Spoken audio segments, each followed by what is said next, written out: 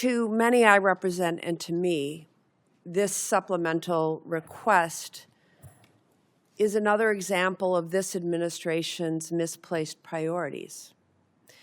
Instead of spending tens of billions of dollars more for this president's war of choice in Iran, that both houses of Congress, I may add, have voted to end absent explicit authorization by Congress, we should be focusing on the needs of American families. We could invest this money to accelerate new cures and treatments for cancer and Alzheimer's. We could use it to help more families with rising home energy costs. We could use this funding to help more families afford quality child care. We could use this funding to help more kids get free school lunch.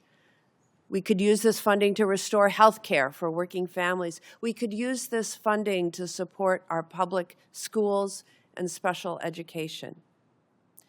This is a war of choice, and every dollar spent on this war is a dollar not spent helping families afford housing, health care, groceries, child care at home, investing in the opportunities for the American people. First, I want to express my condolences and my respect for the 17 American service members killed in this war since February, including 3 over the past few days. Their lives are the price this country has paid for this war.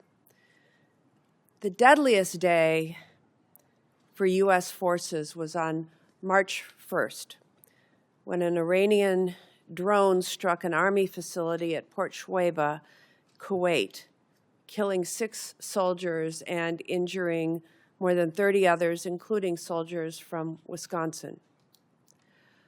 Soldiers from the unit stationed at Port Shuaibah told reporters that the facility did not have adequate air defense capabilities.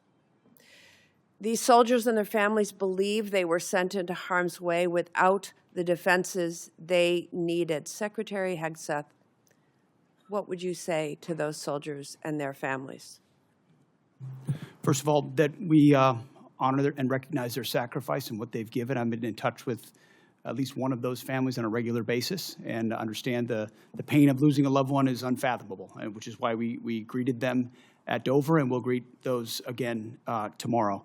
I would say in talking to Admiral Cooper, the CENTCOM commander, before all of this was undertaken, maximizing defensive capabilities, mostly by moving as many people as possible off the X, which we did in historic fashion, moving almost 90% of Americans in theaters off of where they could be a target, first of all. So bunkers that they would move into, early warning. On Fort Shuaibah, and I will quote from the Washington Post article of July 12th.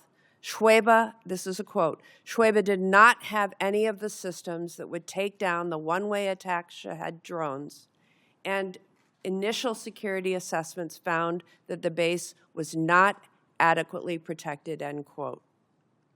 Soldiers at Port Shuaibah have also been quoted in news reports saying that requests for additional medical and drone defense systems were denied prior to the conflict with Iran beginning. Why were those requests denied, Secretary Hegseth? I would confer with Admiral Cooper, but it's not a single drone or defense request denied at any level that I'm aware of. We did everything we could to move heaven and earth in every single location to protect every single American we possibly could. An article from July 12th, Washington Post also quoted a soldier saying that the unit's request for an Eagles drone defense system was denied because of lack of assets. That's an end quote. U.S. Army Central has conducted an investigation into that attack. Do you commit to releasing the findings of that investigation publicly, yes or no? We'll get you the status of that. I would argue if it was a resource constraint, that's precisely why we're having this hearing today, to speed up systems to the battlefield, to warfighters as fast as humanly possible. It's been too slow in the past. It needs to be faster. The reforms we're undertaking will do that. The findings of that investigation publicly, yes or no? I will work with Admiral Cooper to make sure it's handled properly. Yes, Senator. Thank you. Secretary Hegseth, I traveled to Walter Reed Military Hospital and met with soldiers who were injured in that attack. What they told me confirmed what other soldiers have said publicly, that most of these soldiers injured in the attack did not receive proper medical care in Kuwait, in Germany, or during their initial days back in the U.S. The U.S. military has been fighting wars in the Middle East for 25 years. Why was proper medical care not immediately available to these injured soldiers, and why were they not immediately screened for traumatic brain injuries?